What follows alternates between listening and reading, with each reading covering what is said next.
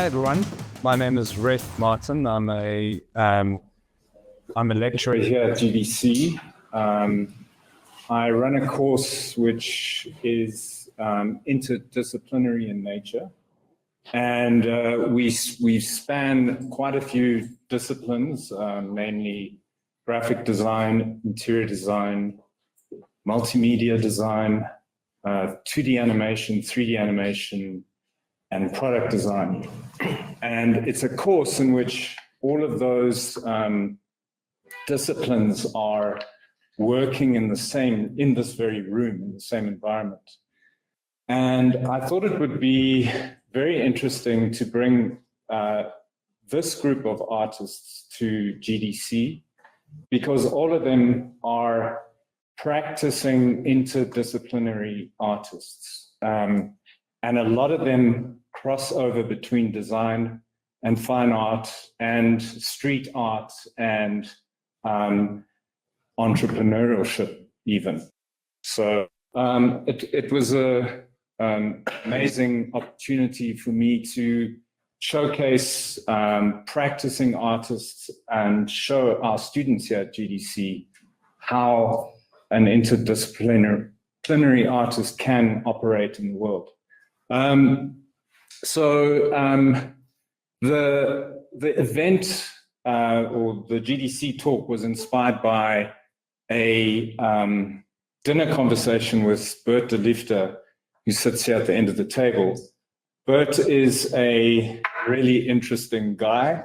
He travels the world and he connects with artists. And interestingly, his background, he was a pilot at one stage in his life, and pilot for KLM. And during his ventures around the world, he began to connect with artists, and he's kind of turned this, as a retired pilot now, he's kind of turned this into a global connecting mission.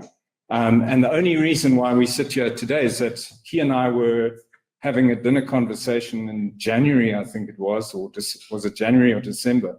And he was saying, my friend Shu from Holland wants to come out to South Africa, and he wants to do a project here because I've spoken very highly about South Africa and the kind of art practices that go on here. And here we are 8 months later. Shu is sitting in the audience with us. Shu is a very famous Amsterdam-based artist. And I think most notably, he's bridged a kind of very traditional form of calligraphy with street practice. He's also bridged painting, gallery painting, graphic design, and really practices in the way that kind of a cross-disciplinary way. So it's a great privilege to have him here today to talk or to get involved in this panel discussion. Thanks for inviting me. I was a bit, I was thinking a little bit about the streets, this weird blend of street and institution in Reagan's Where are you going? And I was thinking, as someone belonging to an institution, how this weird synergy of street practice and institutional practice meets. And hopefully it's nothing like Reagan, because these guys are super, super skilled. They're super. I really can't stop looking at those memes. Yeah. It's just so funny. So hopefully we're bringing you the best of the best practitioners. very skilled, and our very own Johannesburg-based superstar in a similar realm, Rusty. I'm sure all of you know who he is. We've actually, every single day I look out of this window and I see one of his murals on the side of the Paco building. He's an incredible practitioner. He has, I would regard him as a kind of arts entrepreneur as well. He has a practice called Grayscale. They're really like a design practice as well as a supply store for alternative materials for graffiti. He's also a tattoo artist. He has a practice called 1933. And I think the online store is called Corner Shop. Corner store is like our merchandise kind of section of that, just where we do the designer toys and stickers and merchandise, clothing, that kind of stuff. Yeah. The corner store of the Grayscale of what we've got going there. So MJ and I were talking earlier on, and MJ is the other presenter here who will be presenting this group of artists. He's assembled these people. He is the founder of the Kalashnikov Gallery. He's also an artist. He's also a designer. I don't think anyone at this table doesn't just do one thing, including myself. I'm a lecturer and a practicing artist as well. And I guess Rusty's practice is kind of, MJ and I were discussing, where did Rusty study? And we're like, it doesn't matter. Exactly. You know? I tried a year at varsity and then I was and not studying art either. Yeah. So I think one of the things that I was interested in as a lecturer was, what do you do with your practice after you leave an institution such as this? And in the case of Rusty, he's developed an entire practice based on what you want to do, what you've streamlined yourself into this field. Yeah, I mean, I kind of stumbled into graffiti. It's what caught my attention as a teen, and then it opened these doors for me. So it was graffiti that was the birth of that. And graffiti, as you would know, is very much self-reliant. Is about yourself, and you are responsible for how much and what you do in graffiti. And that's what's opened all these other doors for me. I think that's also, we'll take a look at some of the work just now, but I kind of wanted to point out that you don't need, once you've studied, once you've gone through an institution such as this, there is a lot of self-driven work that has to happen. And it's proven that some people haven't even got the degree to prove it, and they've carried on pushing. So I would want our students to come out of here and realize that the real world is so much about self-practice. Then we have Seth. Seth is extremely accomplished artist, also working really in the street, in some context in the street realm. He works with murals. He did this amazing, he does amazing basketball courts. So I'm not sure what that more than one. Yeah, I did 2 basketball courts for GDC. One at Oppenheimer, and then the other one, the Brompton team basketball court on the rooftop. But yeah. So if you haven't seen these basketball courts, they're not like any basketball court you can imagine. They're these incredible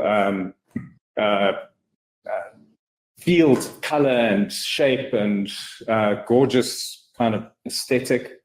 I think what I like about this selection of artists, though, is they all have some kind of connection to popular culture, to what's happening in popular culture, but as well as being very practiced and sometimes very studio-based artists, and sometimes very traditional as well. So the other part of Seth's practice is a real dedication to portraiture that might seem to blend people like Francis Bacon.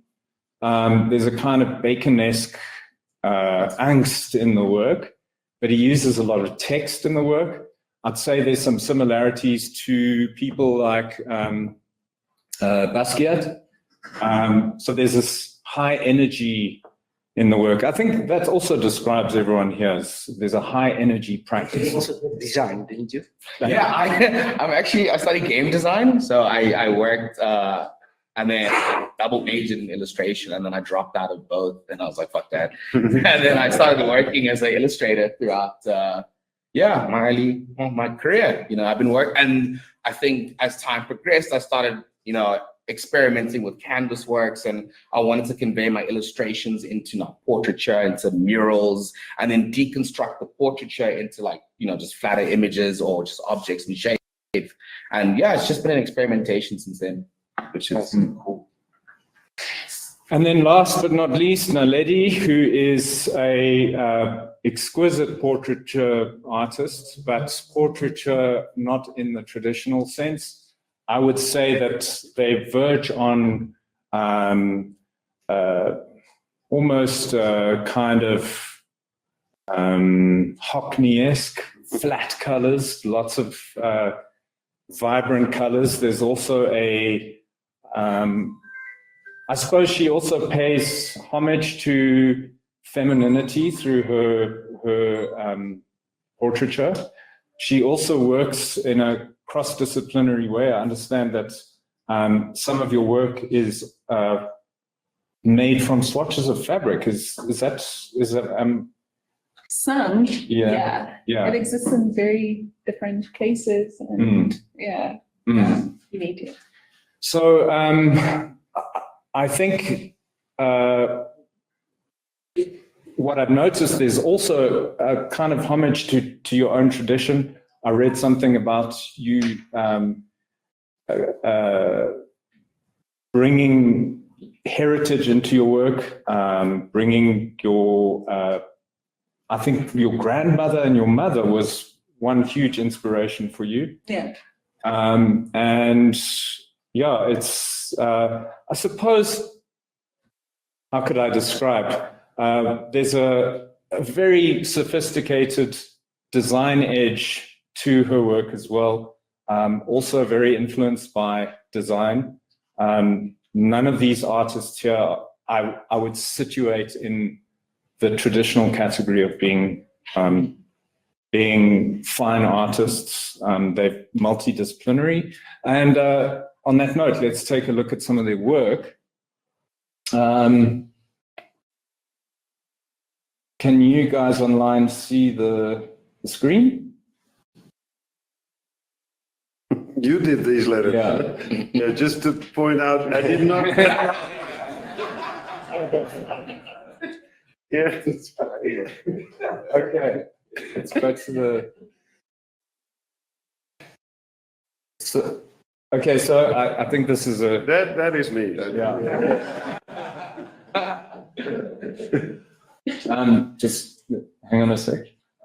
So I think what I enjoyed about this photograph was it's quite closely cropped, and it no longer reads as a piece of text. It reads as a kind of it reads as almost pure design, but weirdly. Well, to me, more abstract painting actually. Yeah. But like you say, it's a mix of all of those. And yeah, it's a photo by Martha Cooper, by the way, but I cropped it. Yeah, very dashing. Yeah. So let's just have a look at the next one. I found this particularly interesting because it's almost like I would have done this illegally, but then I got permission. It kind of made me think about how we practice today compared to when graffiti art first emerged in the 60s, and how illegal it was. And nowadays there's kind of more acceptance of it, but also we really are like a hybrid generation. Kind of within tradition, but at the simultaneously practicing like what was a very rebellious form of practice. So I thought this was a very interesting kind of postmodern comment. Yeah, it was done recently actually in Scotland for a festival called New Art, and they invite artists to paint big murals. And yeah, I was gonna play with the theme of legal, illegal, you know, because graffiti, yeah, the best graffiti is usually illegal. Well, it has more, yeah, in a way. And if it's done legally, or if it's inside or on a canvas, it doesn't have that rawness or that power. Or the ability to get arrested. Yeah. No, that too, that plays a role. And you got to be quick and stuff. So there's a kind of energy that comes with the illegal Professionalism. You've got to be extremely professional. Yeah. Done quickly. Yeah. But also I did a huge wall there. This is kind of the bonus wall that I did after the big one. And that one, because there's a lot of rappelling, like graffiti guys hanging from, and girls too actually, hanging from ropes, doing like, risking their lives and doing amazing stuff. And so the text on that wall said, real graffiti writers do this illegally, hanging on a rope in the dark. Because I felt like, you know, I had permission, I painted in the day, I was in the cherry picker, you know, like with a so I had to play with that, you know.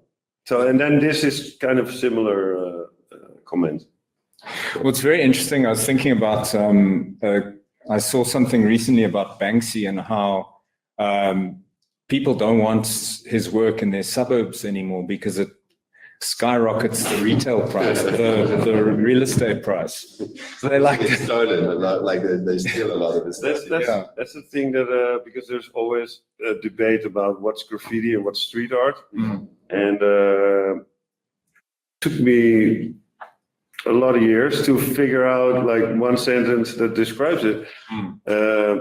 Graffiti makes real estate value go down, and street art makes it go up. So what was the point where Banksy went from graffiti to street art? I guess as soon as He wasn't very good at letters. yeah. It was never really graffiti. He wasn't really out bombing big crowds. He tried. He did letters, yeah. And I think he just took the stencil thing a bit further, and I think he has a lot of clever things that he likes to say, and that becomes easier in the stencil medium, what he wants to represent and stuff. And I think he's just the one that's done that really well. Really well. It's reached a broader market. But what I find the most amazing thing about Banksy, for instance, is that no one still knows who he is and what he looks like. Yeah. And that's a very graffiti thing to do. You know, it's when you're doing stuff illegal, because a lot of the stuff he does is still illegal. And the irony is that if I were to go and do a tag in a place that he did it, I would be seen as a vandal. If he goes and does it, everyone's like, wow, let's take pictures of that. And when a vandal comes and sprays over it, they're like, what are you doing? You're an idiot, you know. But like, that's what's happening in the street all the time, is people are painting over each other all the time. And here comes Banksy, who by no means is anything more special than any other graffiti artist. And he gets this kind of, you know, like I painted in London in Picobello Market on a legal wall. And opposite that was a stencil that he'd done, and then they'd framed it, put it behind a piece of perspex to kind of protect it, you know. But it's graffiti at the end of the day. I mean, it's writing on a wall, you know. But that gets more preferential treatment than something else. You know? But I mean, I've got nothing but respect for but mostly because he could attend his own exhibition and you wouldn't even know he's standing right next to you. There was some speculation that it was the lead singer of Massive Attack.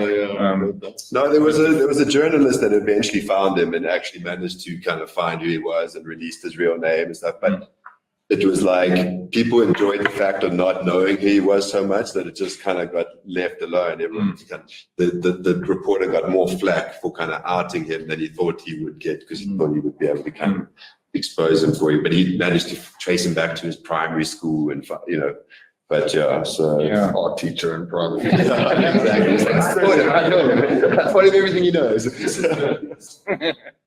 Yeah. Maybe you can say something about this too. When you say like I paint words and write paintings, or You want another one of my one-liners? Writing is painting and words are images. That's really kind of defines my huge where I work in. Yeah. You know, and that goes back to my graffiti days in the 80s. You know, graffiti is letters. You're writing your name, but you don't really treat it so much as letters. You make it so elaborate that it becomes an image. And sometimes it's not elaborate at all. It's just a black outline and some silver fill-in. But still, you kind of sculpt it. You know, it's and that's actually what I also found in type designers do the same thing, whether it was in LED typefaces back in the days, or in Illustrator or Font Maker or whatever it's called. On a computer, you're sculpting the letters. You know? So you treat them as images, basically. That reminds me of a project that one of my colleagues is doing, Quinton back there, and he's working on a font project with the students, and I've noticed that typographers will be as interested in the handmade mark as nowadays designing these things in complex grids, and you know, like Helvetica was designed. But there's still this reverence to the past, and there's reverence to calligraphy. And yeah, the mark, the controlled mark. I think back when my father was trying to teach me how to write properly when I was a kid, because when we go to school, you know, just scribble in cursive. And there were these very rigid formats which you learn to write cursive in that like 60, 70 years ago, which we've lost now. And I really understand what you mean by the practiced sort of painted mark. Yeah, but I think that's also explains, because I had no idea that it was going to blow up as it has. Because people have combined graffiti and calligraphy before, but I made it into a word, calligraphy, and then published a book about 15 years ago, and that is all over the world. It's art movement almost, and probably the success of that is because it was a disappearing thing, and people thought it was very wondrous and were interested in it, and didn't want it to fade away or something. Yeah, I find it interesting that there's what was once quite an oppressive practice when my father's generation were at school.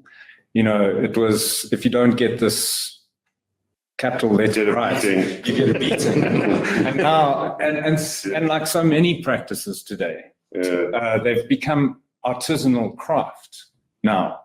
And they're viewed as being like lost skill, like in the same way. It's like playing a violin now. Yeah, but maybe the artisanal part of it wasn't so appealing to young people. But when it was combined with graffiti, you know, it suddenly became more interesting to younger people. That's in retrospect what I think happened. Yeah, I mean, I think for instance, like with the calligraphy or even like airbrushing, for instance, you know, it had its like its height where it was like that's what you used for anything with airbrush, you know, for graphic design, and that, you know, it was used highly and people used. And then as computers came in, you know, kind of airbrushing fell aside, and like you couldn't find it. You'd have to go looking for airbrushes if you wanted it, and no one to teach you how to do it, you know.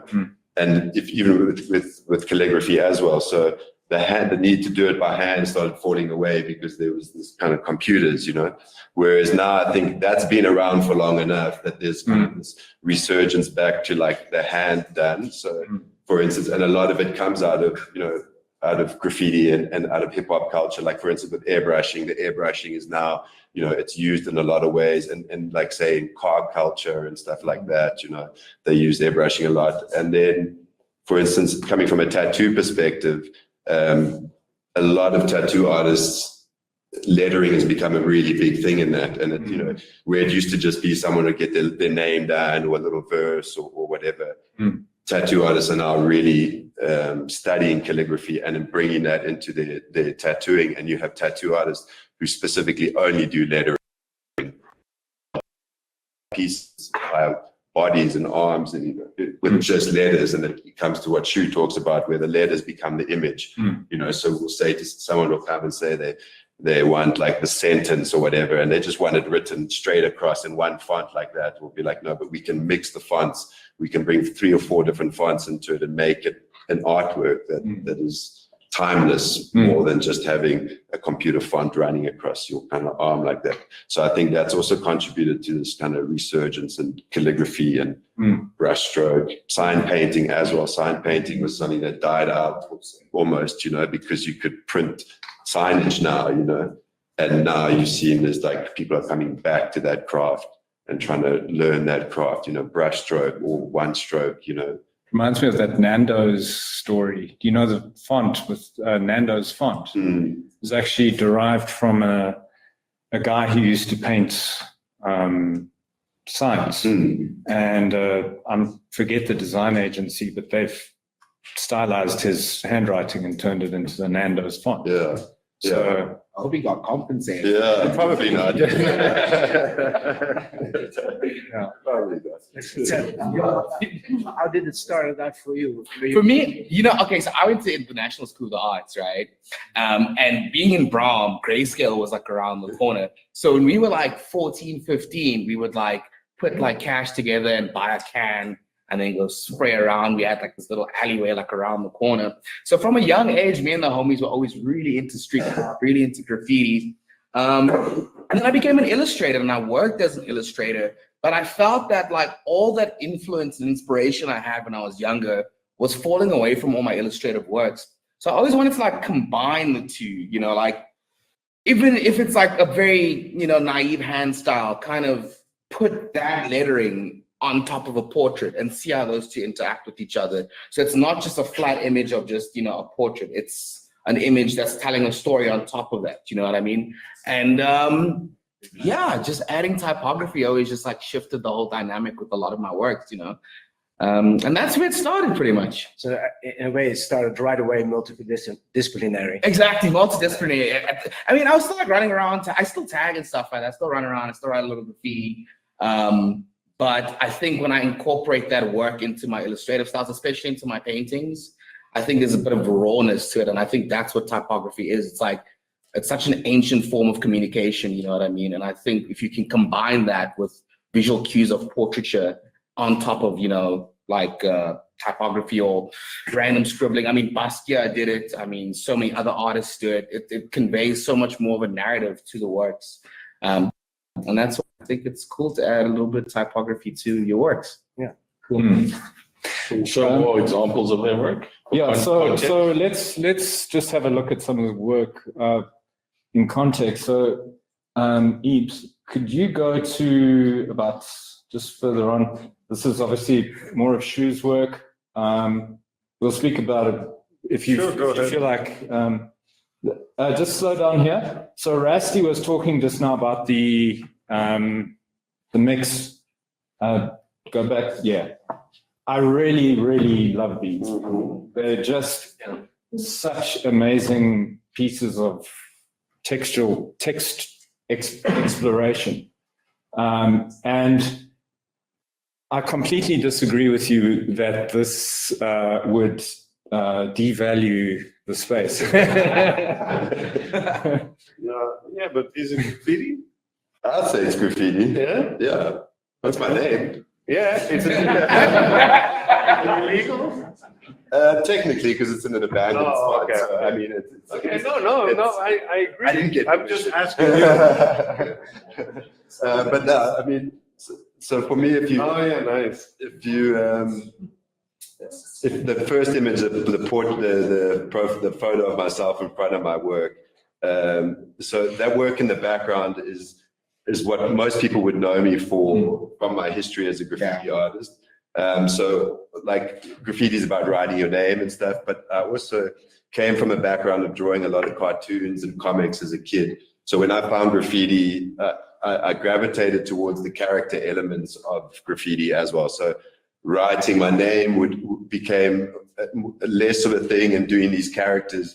And I became what was known as the character bitch in the crew. And that's because whenever we would paint a big wall, everyone would write their name and then I'd put a nice character in it. And it was cool. That was my role. But I fell away from letters and although I'd still paint my name here and there, the characters were kind of the main feature of my work. And this is from an exhibition I did last year. And the idea was to create this wall with these pieces that people know of my work.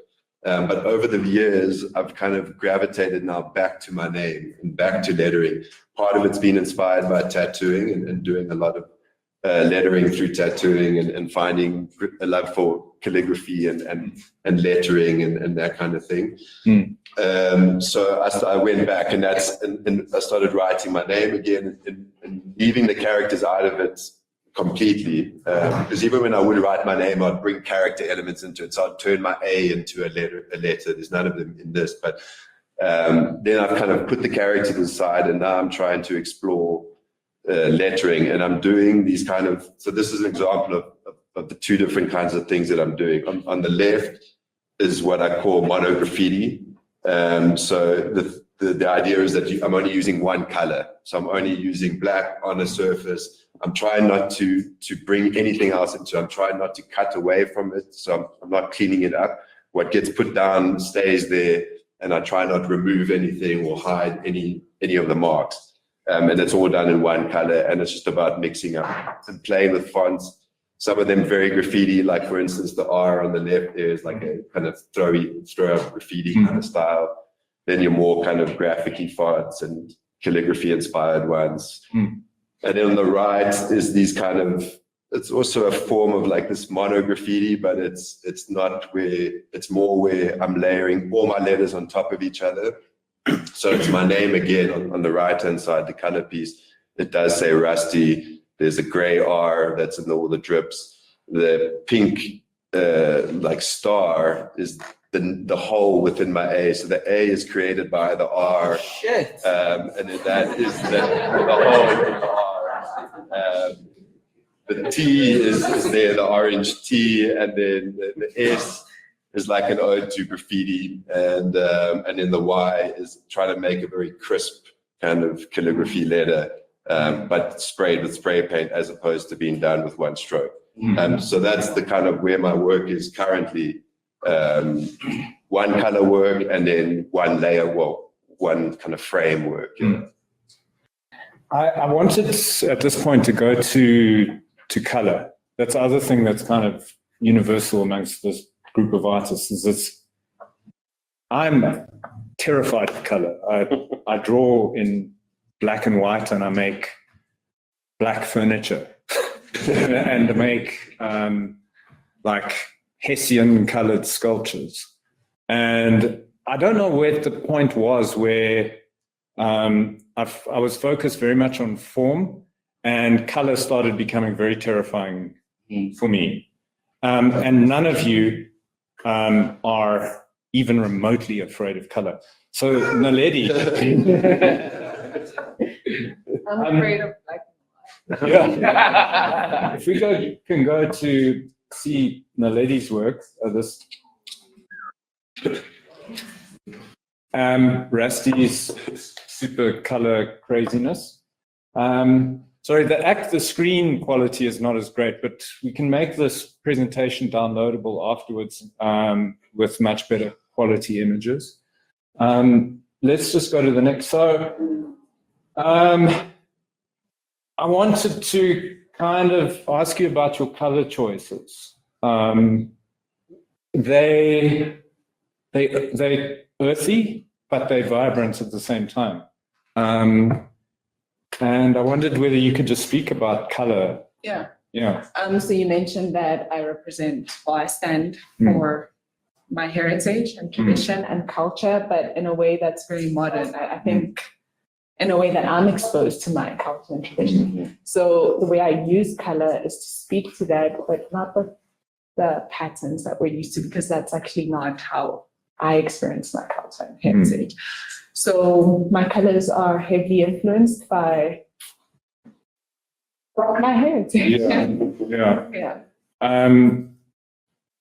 What is the term? It's regional, kind of like a regional approach to design. It's used in architecture quite a lot, but it's a way of referencing what is around us.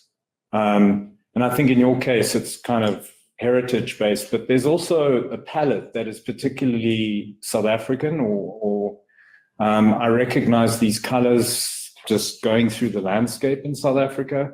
Yves, can you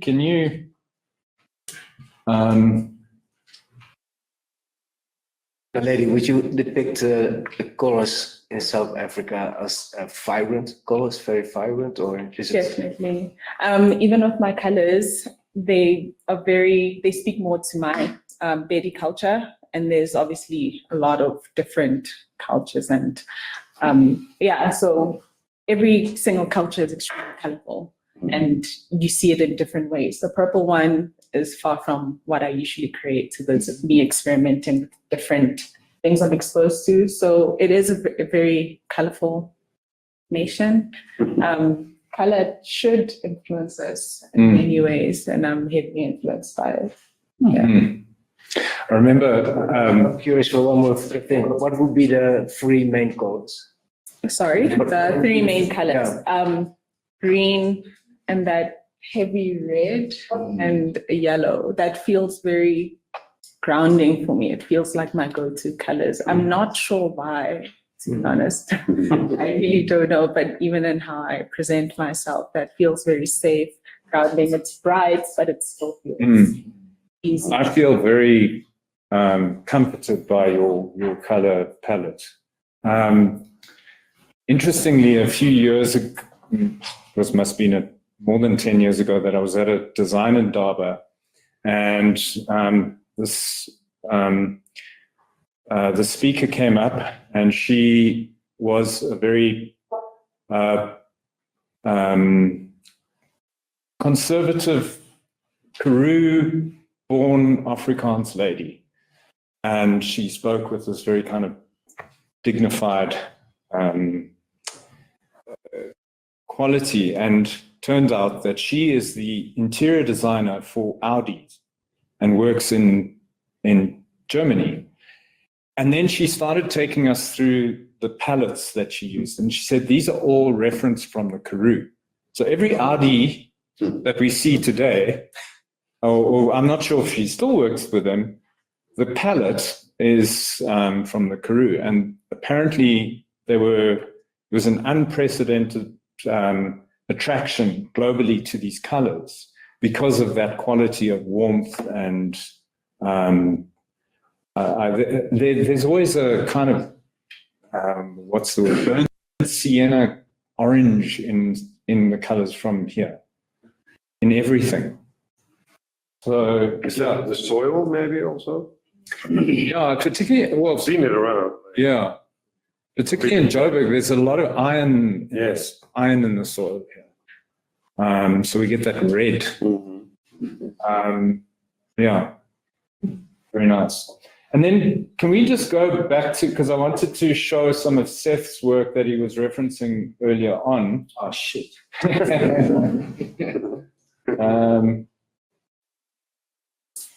So this is the basketball court I was talking about in Braamfontein.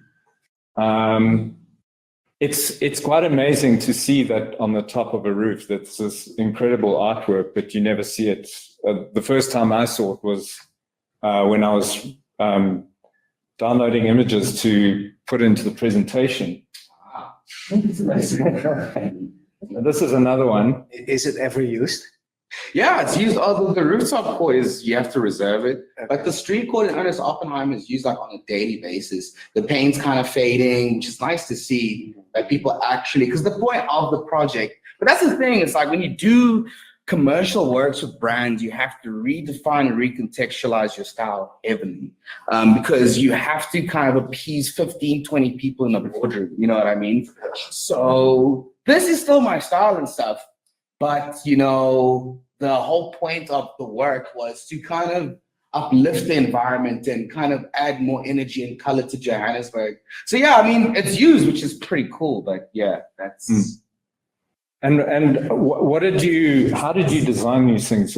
It almost has a, Photoshop. yeah, I was going to say this. I'm a digital artist. Like everything I do is like always in Photoshop or a pencil sketch prior to Photoshop and stuff like that. And then I work in, you know, like it's kind of a backwards method. I'll sketch it, I'll take it to Photoshop to render it completely out, and then I'll redesign it. And then so like that's an illustration, that's like a painting, and then I'll redesign it into something that I can paint to like translate. You know what I mean? So yeah.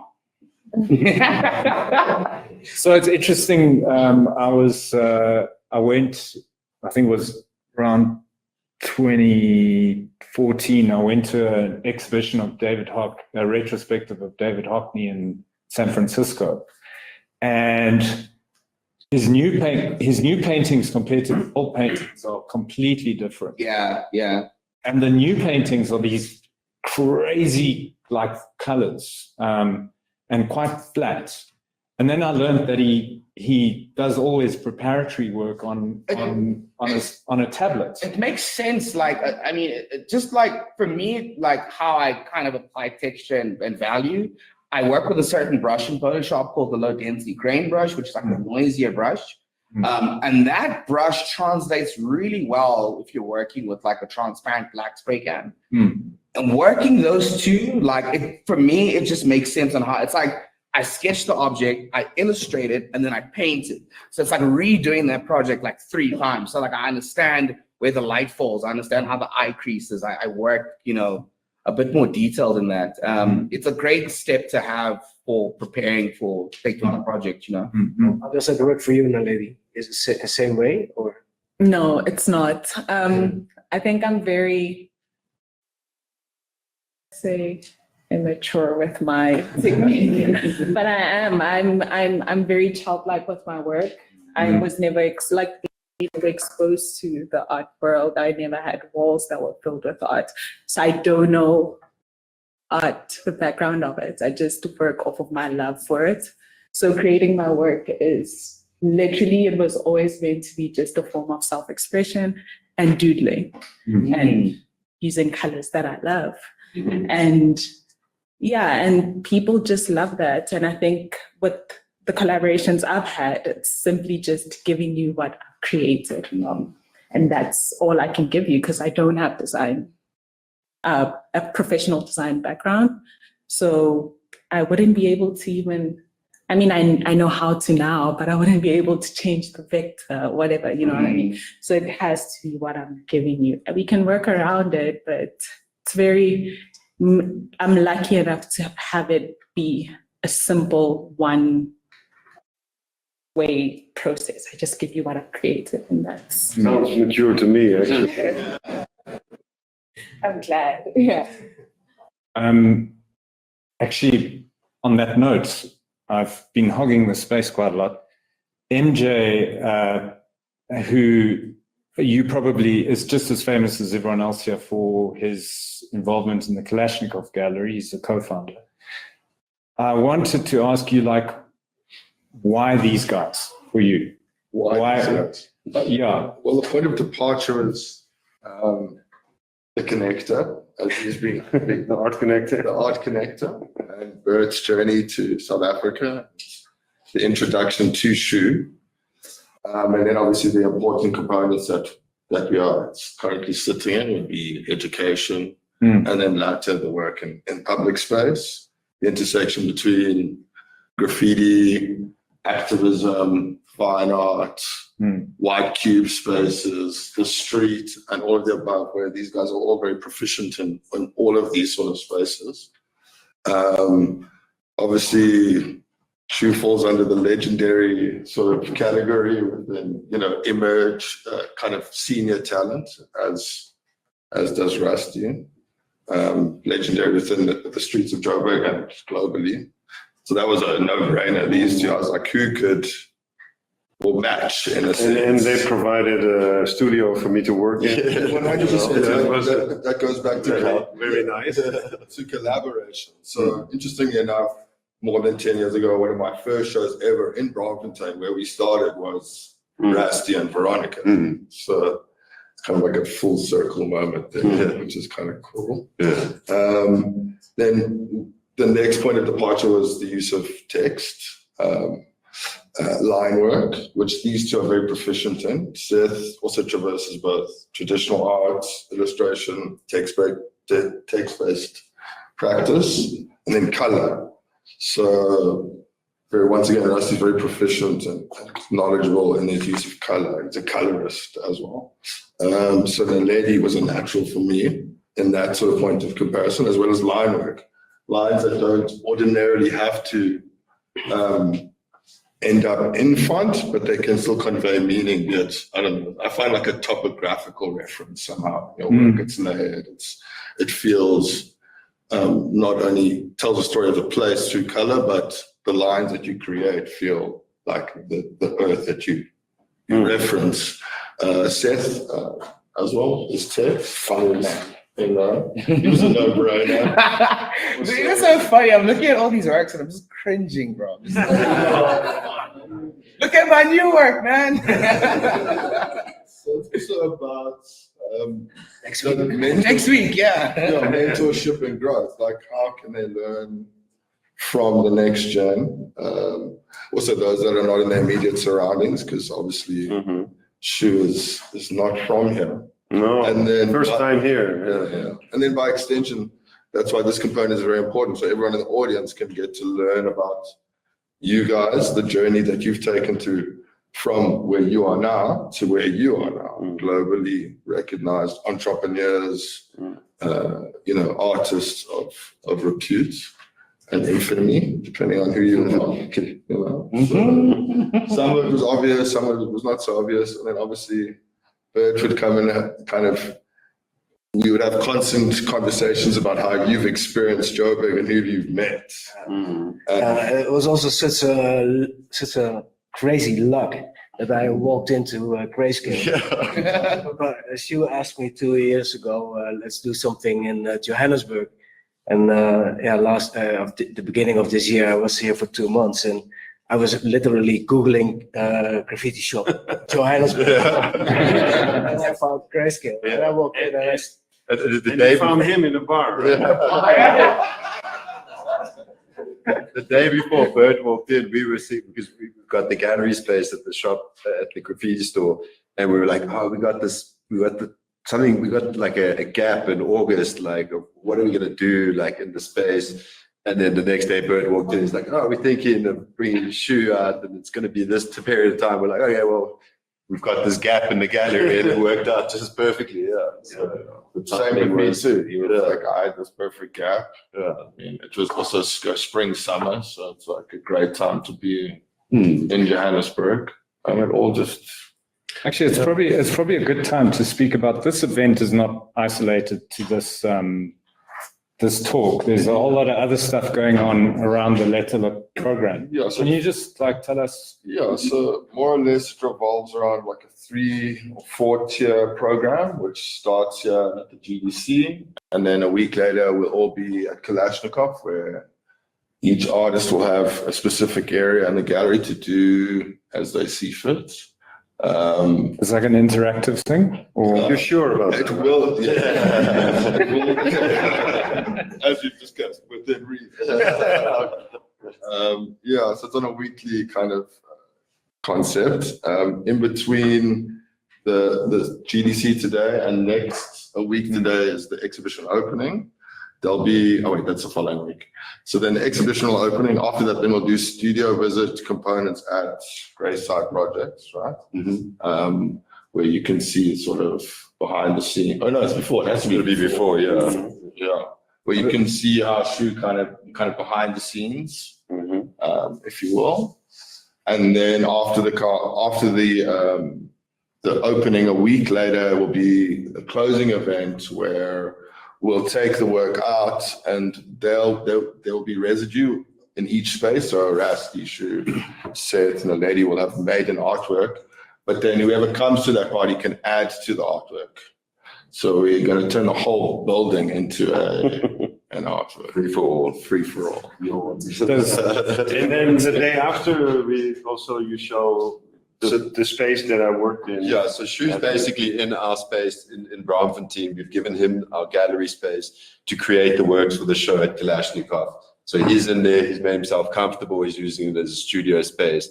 And the idea is that once he removes the work from that to put into the exhibition, the following week after the exhibition comes down, we'll be opening up the gallery on Saturday the 7th, where you can come and actually just see his working space exhibited as a space or as an installation. So essentially what he's doing in there becomes an installation in the space. We'll have some prints of his up on the walls, but the idea is to come and see the workings, what's left behind. Because a lot of his work is very much like expressive and layered, and there's a lot of stuff on the wall that runs off the works and finds its way onto the wall, and that alone and on the canvas on the floor, the brush strokes that are test strokes and stuff really becomes an aesthetic as well. So that we'll have that as a space, and it will just kind of sit there for a couple of weeks where you can view it as kind of studio in Joburg essentially. Yeah. No, maybe it's good to add, because also the name Letterlik, because, we were planning this for a while, and we already decided that it shouldn't be just a show and, in and out, but more like a tour, like a month. We're spending a month here, making the work and doing, visiting other artists also, and then all this events that you just explained. So how do you do that? You give it a name. So I was thinking, like, what should it be? And also, especially because of the graphic design angle, I thought it would be a good opportunity to finally tell everybody something that's been on my mind for a long time, because we've all heard the words like typography, calligraphy, and lettering, and sign painting, and they overlap sometimes, but they're actually quite defined and very different from each other. That's why I cut the word, the title, which means literally as a word. It's been overused a lot, and I always like the fact that it's literally, or literature is about letters, because that's where it comes from, and very specific type of letters. So that's why I cut it in 3, because the top layer represents the typography, which is type, pressing. It's like for reproduction. That's typography. Used to be, can be wooden letters, or can be actually stencils. There's a kind of typography too, because you reproduce. Then the calligraphy in the middle, pretty obvious. You take a brush or pen and you get one shot. you're not going to go back in and repair, fuck around with it. And then there's lettering on the bottom, which is more like drawing letters, you know. And well, coming back to a word is an image, writing is painting.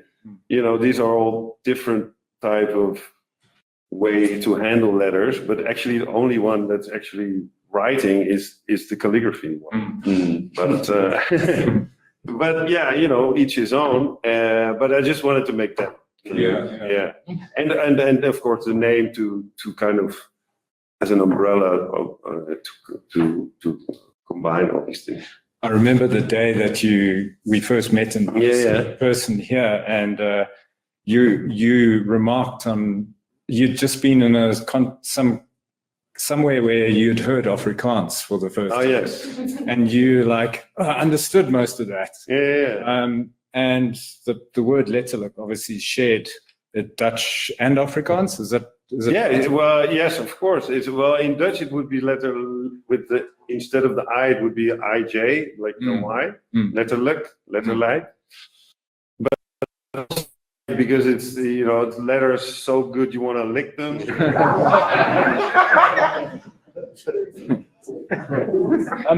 Can you go back to a slide? I wanted to show it's a slide of a building that's in LA, just right to the beginning of the. But I want to speak about this quickly about this concept of what it means to be an international artist. And it's interesting because I really see your work as being very Dutch. Oh, really? Yeah, Okay. but also very international. So this this mural here is on the side of a building in LA, I think. It is, yes. Yeah. Yeah. And that quite often you see calligraphy being used in ghetto culture, and in a lot in rap music, but this somehow has something so Dutch about it. I don't know what. Yeah, well, there's so many forms of calligraphy, obviously, but I always felt attracted to the medieval monk type of calligraphy, which is, it's very repetitive. Sometimes you see an old Bible or something, illuminated manuscripts, exactly. But I'm equally interested in Japanese or Chinese calligraphy or Arabic, but it's all very, very different. And coming from Europe, always felt a kind of connection to those medieval monks. They were the graffiti writers of their time. I think. They were walking from Switzerland to Ireland with a book, like from monastery to monastery, comparing letters and stuff. Yeah, that's what we do, Book sessions, Bible book sessions. Yeah. So that burn anyone who tried to do it themselves. Only they were allowed to be the. That's true. But if you look at some of those little drawings, they're like the secret drawings. They were really anti-establishment and like, So obviously I'm not a historian about. I don't know exactly, but I have that feeling. And the international part. The traveling is very important because it opens your mind. Because the longer you stay in one place, the more you start to think unconsciously that is the world, and it's not. Like being here for a month, it's priceless. And. So I always had that. I think I got it from my mom, the travel bug. Like whenever I had a little opportunity to go somewhere, just go. Yeah. Have you found different? I mean, you've explored obviously different continents and within the scope of graffiti art. And do you find there's a kind of local flavor to every context that you go to, or is there a kind of international language in the field? Well, definitely both, I think, because the graffiti culture is so, yeah, let's say it's a niche, you know. We know certain things that you all don't know, you know, and that's what kind of binds us also, you know. But then again, we're like old wives too, you know. We gossip, and you know, when the latest news, like this guy went over that guy, and you know, did you see that letter he did over there? And there's you know, like since the early '80s, it evolved. Like it got so rich, and there's so many people doing it now. And when I started, there was New York, and that was it, you know, and maybe a little Amsterdam, little here and there, you know, and yeah, and then stuff spread worldwide, and of course then came the internet, and that was it, you know? Yeah. But still, like if you're not really in it, there's a lot of things you won't understand about it. So that's answering your question. That gives a feeling of being at home anywhere you go, because you can connect, you know. But then again, of course, every place is very different, and you soak up some of that local stuff, without, you know, appropriating it or something. You know, try to be respectful. I think an important question would be is, how did you guys, specifically for the guys in the audience that are younger and studying, how did you end up turning it into a way to make it a living? Go first. So, I mean, like I said earlier, I mean, I just kind of found graffiti, like I said, always been drawing as a kid and stuff. And I kind of found graffiti through the hip hop culture, well, getting into hip hop, seeing guys from Cape Town coming to Joburg, and painting guys like Falco and the Mac One, Jocha, who's the kind of OG of the South African scene.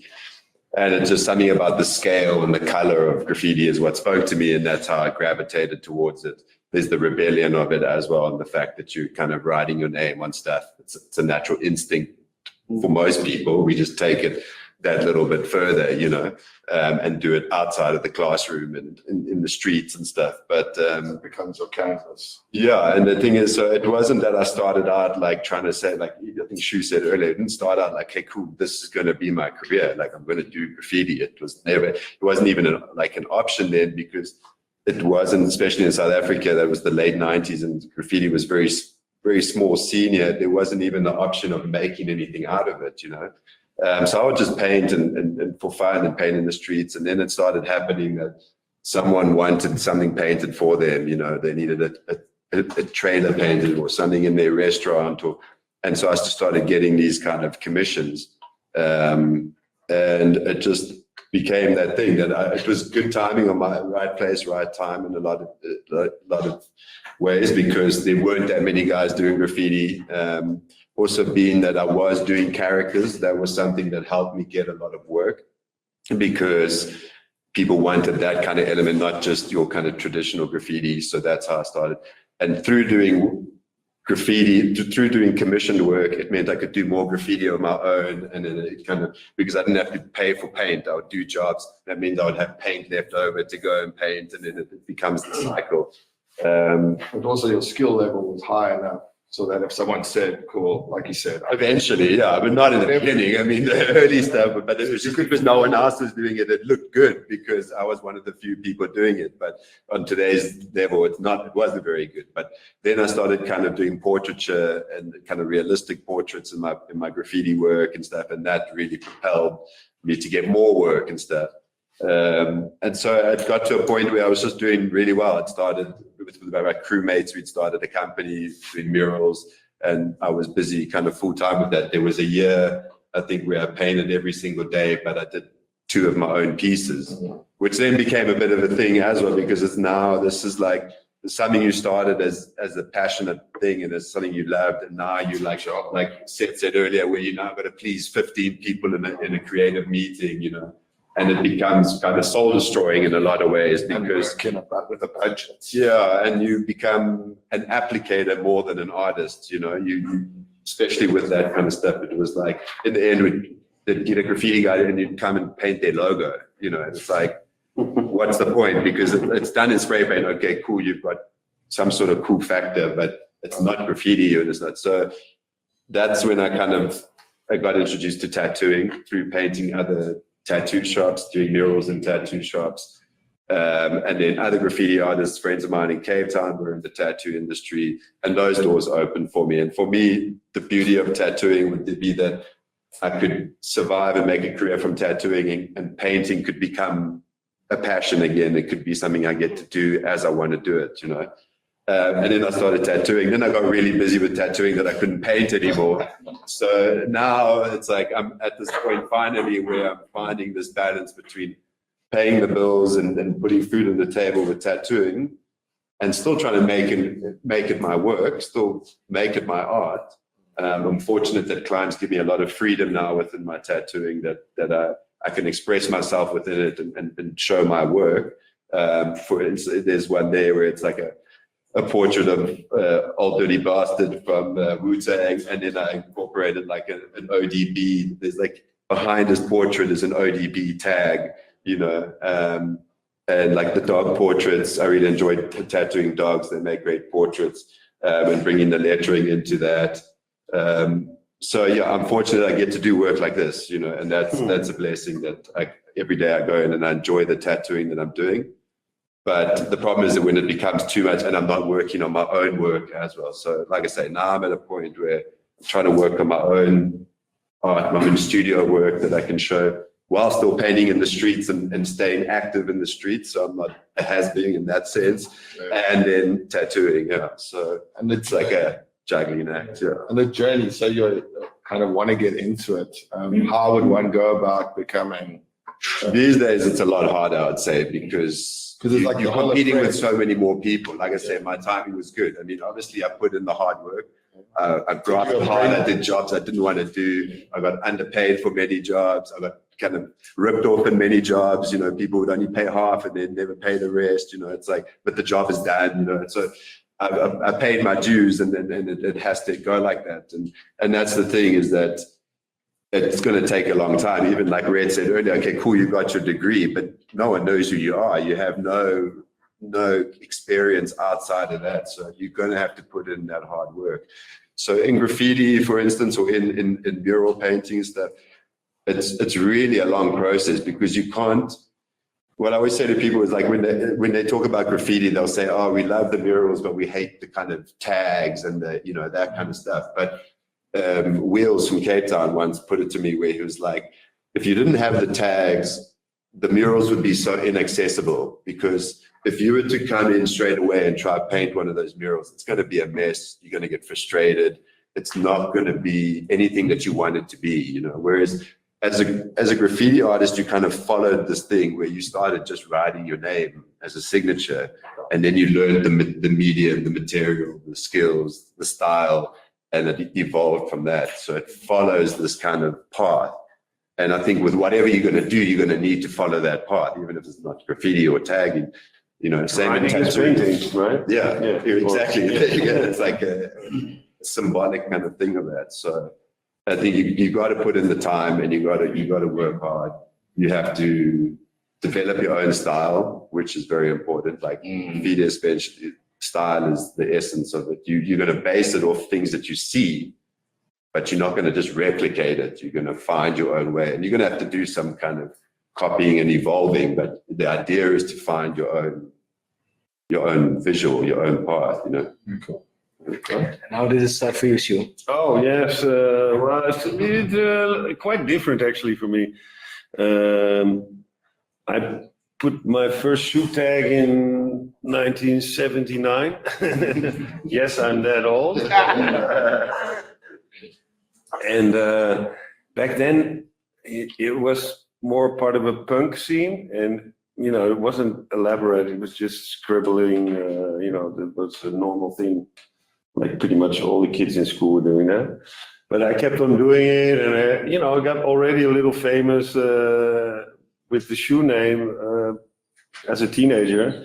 And then early 80s, I was fortunate enough that I lived in a neighborhood where there was a gallery, the first gallery to get graffiti artists from New York to exhibit in Amsterdam, in Europe, outside of New York, actually.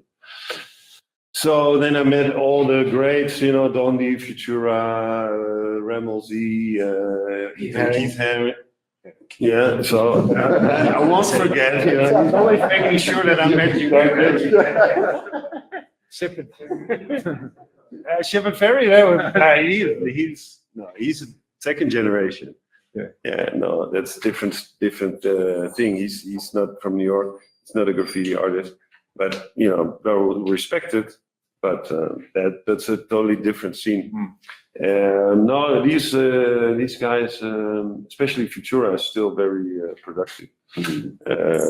Ram and Dondi died sadly, but so that was my first big step up from scribbling shoe with a little drawing of a shoe to wow, okay, we can do stuff like that. We can paint on trains and all that stuff.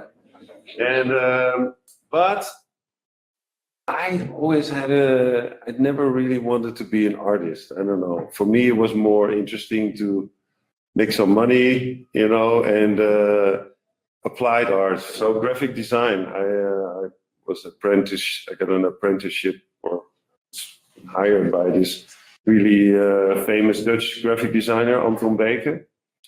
Google him. He passed away also, but. So that was my schooling, because I never finished any school actually. So yeah, I learned a lot about printing and design and magazines, and before computers, there were it was all mechanicals and dark room, stat camera, all that. I mean, probably means nothing to you guys, but yeah, it was a whole different photo setting. You fax your text to the photo center, they type the whole thing again, and then you get your photographic typesetting back, and then you have to cut the stuff. And anyway, so for me, I was not really interested in graffiti anymore, and started my own graphic design company. Caulfield and Tenzing was really successful. We were pioneering also in the first websites, because my partner was kind of a tech guy. But this is 94, 95, it was really the early days of all that. Very exciting. Then, I mean, running a company was really not for me. I want to make stuff. I don't want to manage anybody. So then we got bought by an advertising company, BBDO, big 500 people working in a big advertising agency, which was really nice because, you make a lot of money, everything's taken care of and all that. But after 2.5 years, also my friends were saying like, you're an artist, right? What are you still selling, sausages and bullshit? Anyway, so I even tried to mix the two, marketing and art, but that I worked for a while. But after a while, I was like, okay, I'm going to be a full-time artist. I'm not going to have any meetings. Nobody's going to tell me what to do. And it was kind of a risk. But that was 2005. And that's when I went to visit my friend Eric Hayes, also graffiti, old school graffiti guy in New York. And we both had the same thing, like, okay, we don't want no more meetings with clients and all that bullshit. And let's go buy a lot of art supplies and see what comes out. And then for me, an old love, which was calligraphy, mixed with tagging, And I was like, oh, this is interesting. Let's call it calligraphy. And that's the beginning of my art career. And also, I always thought that being an artist, you have to have some life experience or you have something to say, or, you know, and I never felt that way as a 20-something, you know, tagging your name. Yeah, that's fine. But why would somebody pay money for that? So that's my story in a How nutshell. was it for you? For me, yeah, you know, like, you know, starting out illustrating, like, you know, dropped out and I'm like, fuck, I don't know what I'm gonna do, you know, like, so I would sell like watercolor paintings and stuff like that, and I do random commissions for people. I think for me, what happened was I started doing a lot more branded work at a very young age. So, you know, like one of my first real projects was working with Converse, and then I started doing work with Nike and Adidas and Levi's. And as time progressed, it was like really great. And I started my own little company called African Ginger Studios. Still a small little thing, but it just started becoming so draining because you're producing so much work. I mean, this entire year I've worked as a graphic designer doing restaurant designs, logo designs. I mean, and it's fun and shit, but like, oh my God, like I just wanna paint, man. You know, I just wanna sit in the studio and just rock, you know? But yeah, I'm currently going through that phase right now. I have to pay rent, I have bills to pay and stuff like that. So I have to figure out this really decent blend of making stuff very commercially viable, but still simultaneously making work that's true to and authentic to myself, you know? So it's a process, but that's where I'm at right now. That's, yeah. And then lady, for you? For me, so I studied marketing and business. I always thought I'd be some accountant or something. Because like I said, I'm from a place where art is not a thing. I didn't think it would be a thing. So even creating and starting to share my work and then realizing that people want to buy my work, I was like, okay, I don't have to work with numbers. Well, I do now still because I get money. But I don't have to. And then when I realized it could be a way of living, that's when I just started creating and sharing my work. But because I think I'm extremely obsessed with intent, like I like doing things with a purpose. I think I'm meant to serve in this world. I actually do enjoy working with brands. I think ultimately my whole purpose is to have my work exist in everyday life. So I love all these stories because it's like I see your work everywhere. It's like it feels like it serves a purpose in any random person's life. So I enjoy that. So I think I can relate with a lot of things that are being shared today because I want my work to do the same thing, but more with like everyday life things. And yeah, that might be my drive right now. Yeah. I learned something interesting the other day. You know, chupa chups. Yeah. That literally right? designed by Salvador Dali. Really? Yeah. Yeah. I mean, he did a lot of like that kind of work. Yeah, that kind of work, exactly. That's, you know, we look at Dali and we're like, oh, you're kidding. You know, he was doing that shit. He didn't have Adobe Illustrator. Yeah, no, dude. I mean, it's so crazy now, like, That's some tracing paper. when I started illustrating, we it's like 2013, 2014, there wasn't iPads, you know, so you had to pencil sketch everything, take it into Illustrator, vector it, and then if there was any tweaks and shit, if you had to redesign the whole thing, you had to go through that whole process again. And now it's like, you just sit down and it's really nice, but it's like, it makes the competition so much tougher now because there's so many young artists that have such crazy skills and they're so versed at working in Procreate and working in Photoshop that these guys are murdering shit. So you're still doing old school, like sketching, scanning it in, taking it into Photoshop, working. This guy's like clocked you 3 times, you know, and he's submitting before you're submitting, you know? So I think it's just like honing what you have and working in what's, you know, what technology you have and using the best of both to kind of navigate that, you know? Yeah, for me, the iPad's been the greatest thing that's happened. But as from a tattoo perspective, a lot of it because it's that thing. It's like you would draw a design for someone in pencil. Like when Right. I first started tattooing, we used to dream of iPads, and then you would have to draw something in pencil, and then they would kind of be like, "No, I don't like it."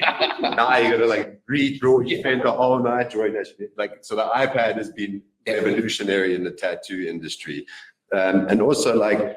I mean, I don't know. We could open in a can of worms here, but like with AI these days, for instance, You didn't have to say that. for me, but for instance, like for me, like someone that always painted faces and those kinds of things, and it's like it was always trying to see like how do I do this differently? How do I, and I see like with what people are doing, just even regardless of AI, just what people can paint digitally now is incredible. And for me, it's like that's why it's almost motivated me to come back to lettering, because I feel I can express myself more through a letter than a face where it might just become a generic.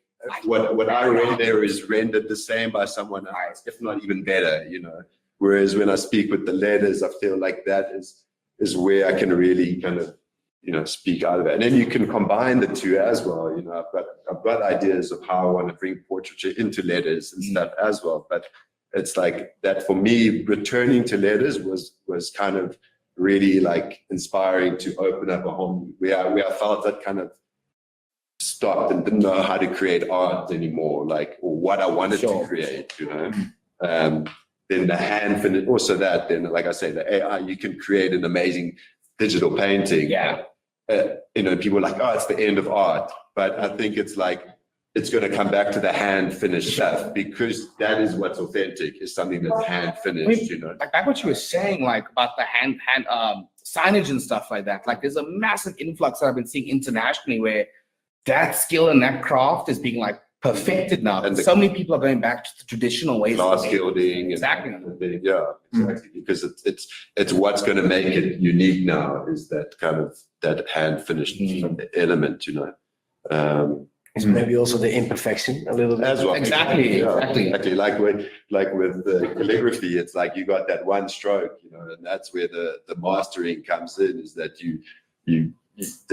you're always going to see errors with it, right? Like there's always place to learn. You can always improve. You can always get better at it. I mean, we all look at letters that we did 10 years ago and be like, I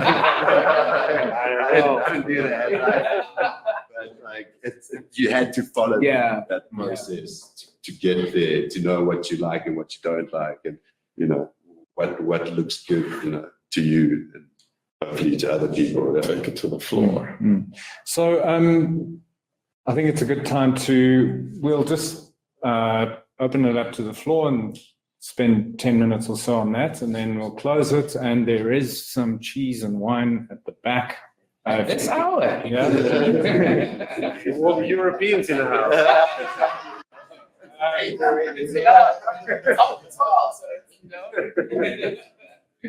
But just before we close it up, and open it to, first let's open it to the floor. Any questions from you guys?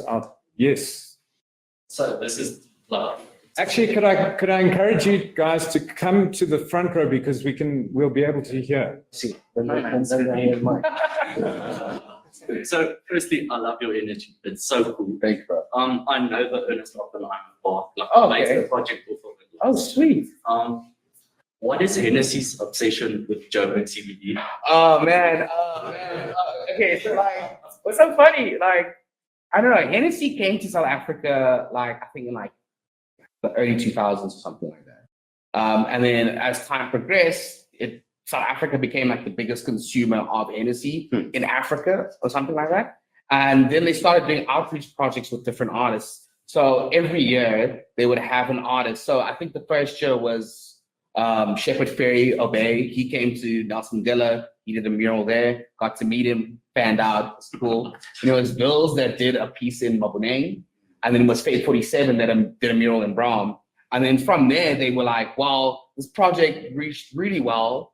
And we've been focusing in on South Africa so much, so let's focus on Africa. So South Africa was the introduction of Hennessy into Africa as a whole. And then through that, we've had outreach projects where we've had Sindiso, like Riot, design, the first basketball court for Hennessy. And then we had like also Seven from Nigeria design a basketball court for Hennessy or do some murals for Hennessy. So it's like, I think Hennessy just feels like there's so much untapped potential within the arts and within the sporting scene of Africa. That's why they're investing so much in South Africa and Africa. I should work for them, actually.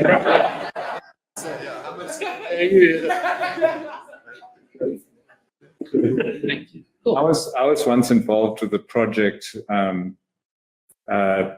spearheaded by Carling Black Label for like men's health and anti-domestic violence campaign. Yeah.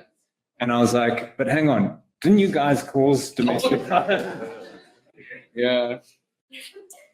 I guess mine's less of a question and more of a comment, just to say that I speak to the graffiti element particularly, but just with the lettering and the way that graffiti artists to not only process but documentation is really important. So you said you're not a historian, which is absolutely, that's fine.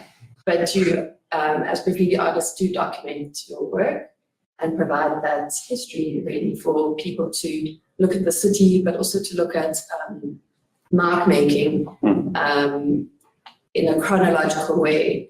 And I think the marks that are made and the process and the location of many graffiti works provide a lot of insights into the history of the place where the work is made, but also going into the digital age with AI and even just from sort of very analog ways of working into iPads and digital platforms to be able to go back and forth in process really, I think is a very essential skill in what you're doing. And I argue that, I guess, not that more digital generations are at a disadvantage, but I think that way of going between digital spaces and reforming your process and constantly analyzing your process is very valuable and rich and gives the rest of us who don't work in space a lot of insight into how to approach really anything that you're doing, to unpick your process, to really always look back and to put things on a timeline, have a chronology to your work. So yeah, thank you for providing a history and a global history and that international way of looking at mark making and practice in the streets. Yeah, maybe I can add something because, of course, in the beginning, it was very important because there were not art historians documenting our work, it was frowned upon by most of the art world. Maybe a few people thought that it could become something. Then in the 80s, end of the 80s, was really happening for our graffiti in the art world. So I think it was important for us to document it ourselves, and take it seriously ourselves. Now there is quite a few academics really writing about it and documenting. Also, Martha Cooper's been shooting for quite a long time, if I'm not mistaken. But also that's what my other point, that there's always been people who don't do graffiti, but they're documenting it.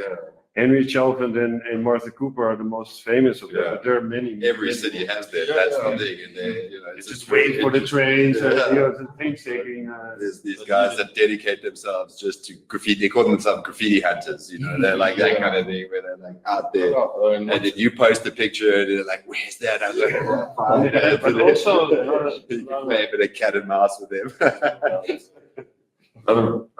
Illegal graffiti, you can post it yourself. So it's really good if somebody else posts it. Yeah, exactly. Yeah. You have to have an outlet. But I guess the point of the photograph is what? Is to look back, stop, to maybe, it's to prove that you were there, but essentially the work stands for that, even though it gets painted over. But yeah, I argue that it is an analysis, an obsession with your form and your process to have that record and I guess develop your style by going back and looking at letters you've done in 20 years. Yeah. I mean, that's you can look back and you can see stuff that you liked. I mean, I've looked back and stuff, forgotten that I even painted like that for a period of time or whatever. So, or the style change, or think, geez, how did I even put the time in to paint like that? So it's cool to look back on those processes and see. And like I say, some of it makes you cringe. Yeah. Some of it like inspires you. Like, or gives you ideas that you'd forgotten. So. Yeah, it's important to keep track of that and be able to look back on your work and see what you've done. I recently went on my Flickr account, which was like before the days of Facebook and all of that. It was Flickr, and every graph crew had a Flickr account, and you would just share your pieces on there. And I went back and I saw pieces I'd forgotten I'd even done and stuff. It was great, But good old Flickr, yeah. Some of it I was actually quite pleased with. So. The internet doesn't let you forget. My question for Shu, have you noticed that the graffiti scene in Joburg doesn't have a bit of a style to it? Like, I know when you go to different countries around the world, they tend to have their own unique style. Have you noticed anything like that happening in Joburg yet, or do you think it's still quite generic?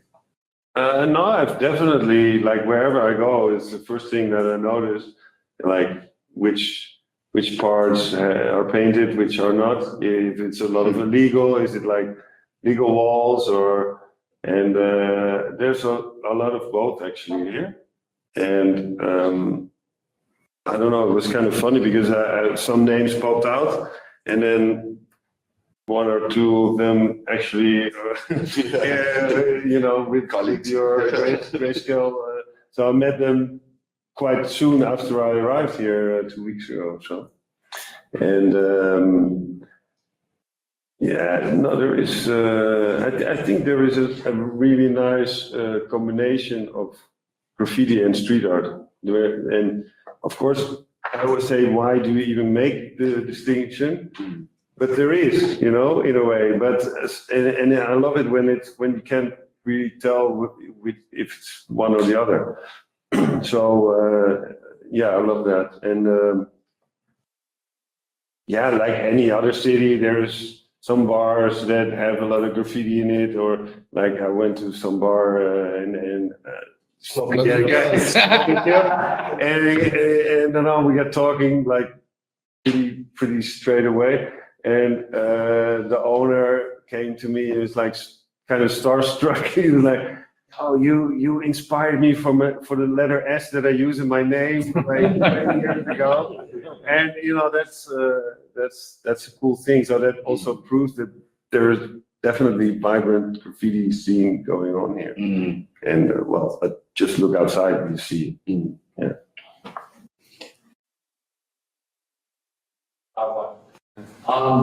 So I just generally get the idea that all over where you design, you guys kind of take up parts of every single thing in every single place that you've been.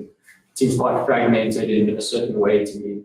So how do you navigate the different pieces of every place or every culture that you interact with? How do you navigate yourself in your style and in your narrative? Like, just in general, how do you navigate yourself in a world where your identity is kind of very fragmented in the sense of you take things from a lot of different places and you navigate that in your style and narrative?